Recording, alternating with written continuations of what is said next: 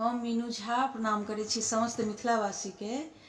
आइ हम एकटा स्वर्गीय व्याधा जी के रचना, बहुत सुंदर ई रचना अछि और बहुत गोटे गेने छी रचना, और हुनकर रचना हुनका श्रद्धांजलि के रूप में अर्पित करै छी हम अपना स्वर से गाबि कऽ। आशा करै छी अहाँ सबके नीक लागत। धन्यवाद। जय मिथिला, जय मैथिली। सिनेहिया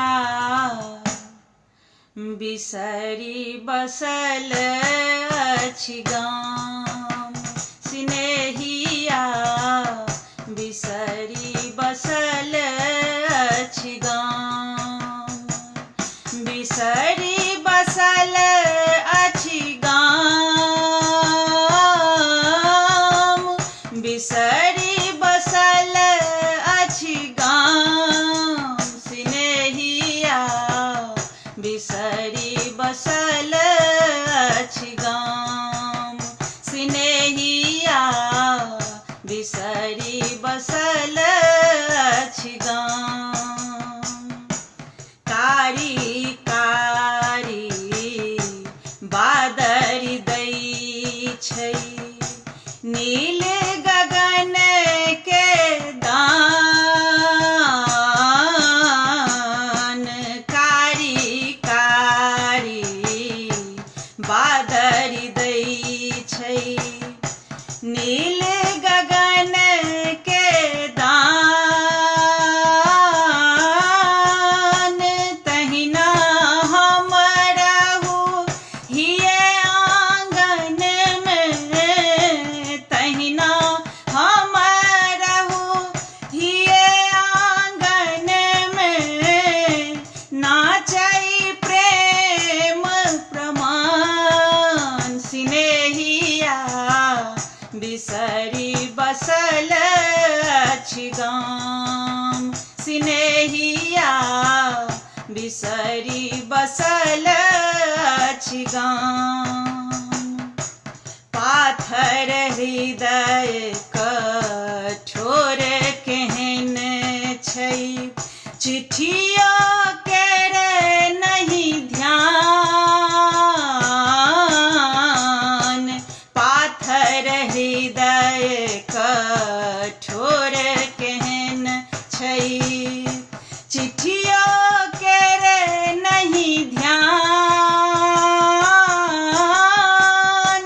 मोती सन आखर लिखलो पर, मोती सन आखर लिखलो पर, निर्दयिया बुझाए अकान, सिनेहिया बिसरी बसल अछि गाम, सिनेहिया बिसरी बसल अछि गाम। मधुर घड़ी में माधुरी मूरति, लयाकुल अछि प्राण, मधुर घड़ी में माधुरी मूरति, लयाकुल अछि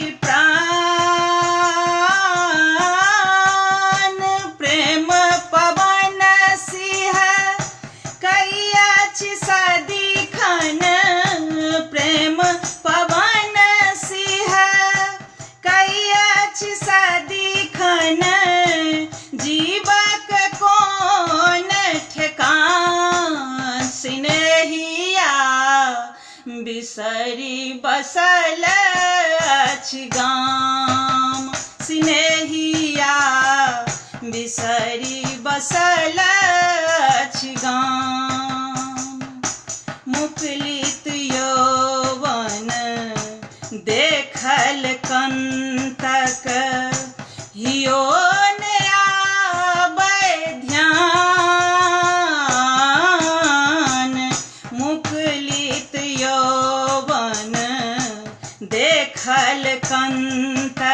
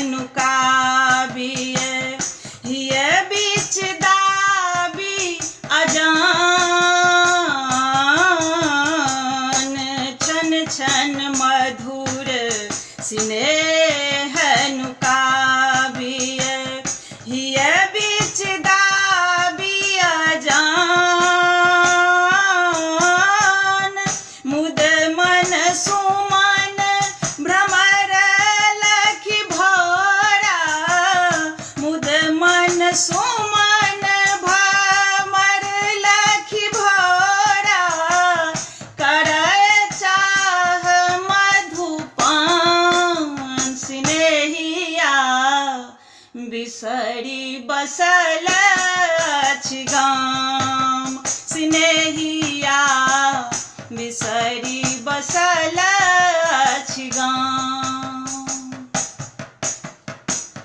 निस दिन कौआ कुचरतैयो बाट पड़ल सुनसान निस दिन कौआ कुचरतैयो बाट पड़ल सुनसान अंतिम समय पिया नहीं होता त्यागब प्राण निदान स्नेहिया बिसर बसल अछि गाम स्नेहिया बिसरी बसल अछि गाम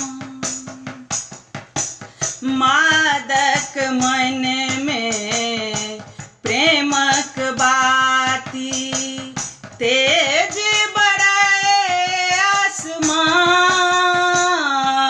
आसमान मादक मन में प्रेमक बाती तेज बड़ाए आसमान उसे कल छै प्रेमक टेमी जो उस कल छै प्रेमक टेमी जो दुर्दम कामक बान स्नेहिया बिसरी बसल अछि गाम